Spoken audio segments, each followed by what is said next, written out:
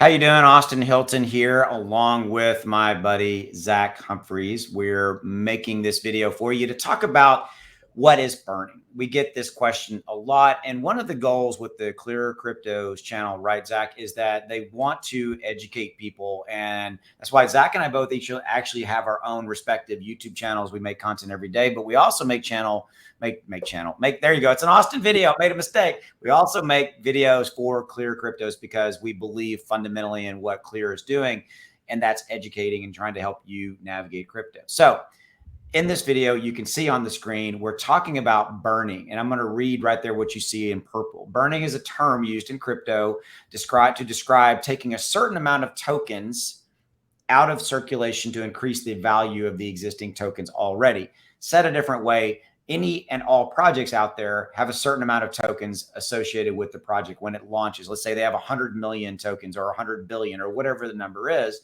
And then, so burning is a way to where not effectively, there is tokens actually taken out of supply, reducing that supply left in circulation, thereby increasing the value of what's left in circulation. So Zach, you want to put some more meat around that, would you? Yeah, in addition to what Austin just laid out, the supply and demand nature of burning tokens, the other piece of this is how it's done, right? Let's talk about that real quick. So most of the time we see it's built into tokenomics. So sometimes it's like every single transaction, a small percentage goes to what's called a burn wallet, which is an address that is, again, built out in the tokenomics. And each time a transaction is made, a small percentage gets burned. Sometimes developers rather, when they're building out the tokenomics, they burn a big portion of the supply right out of the gate, right? Yeah. They'll burn like 40% or 50% and send it to the burn wallet right out of the gate. Other times we've seen crypto projects, as things roll along, create unique ways for their communities to burn tokens if they so choose. Right. They don't have to do it, but if they want to take part in that and help reduce the circulating supply and increase demand, they can do it that way too. There are a lot of cryptocurrencies who've built in things after the fact, as long as their contract wasn't renounced. Right. They can make changes to that contract over time. So some people have maybe a perspective that immediately when burning tokens, there's going to be a price impact, though.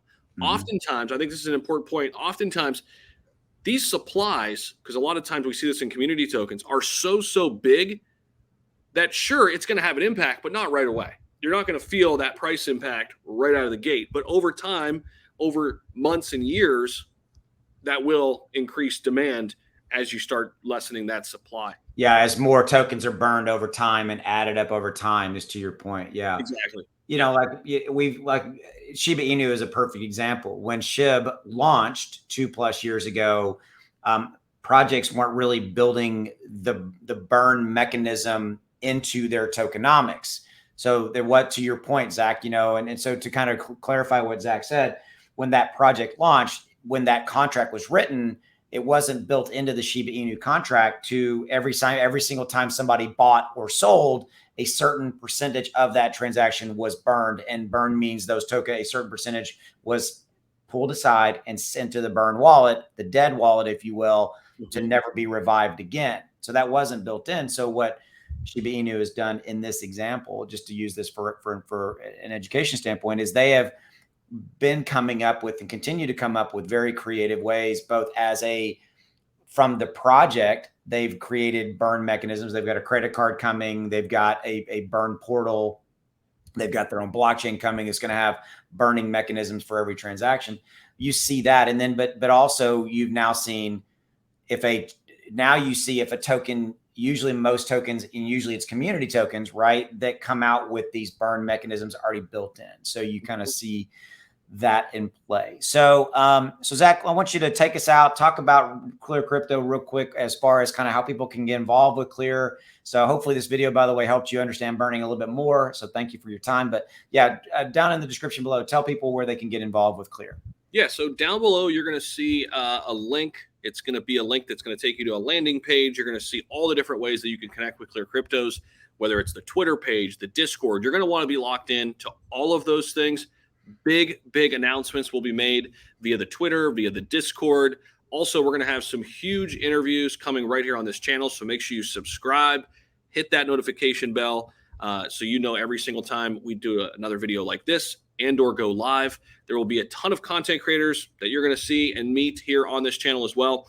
And you're going to hear from some very influential people as well on the advisory board of ClearCryptos and people that we're going to be working alongside. So definitely stay locked in, and can't wait to see you all in the next one. All right. Thank you, and take care.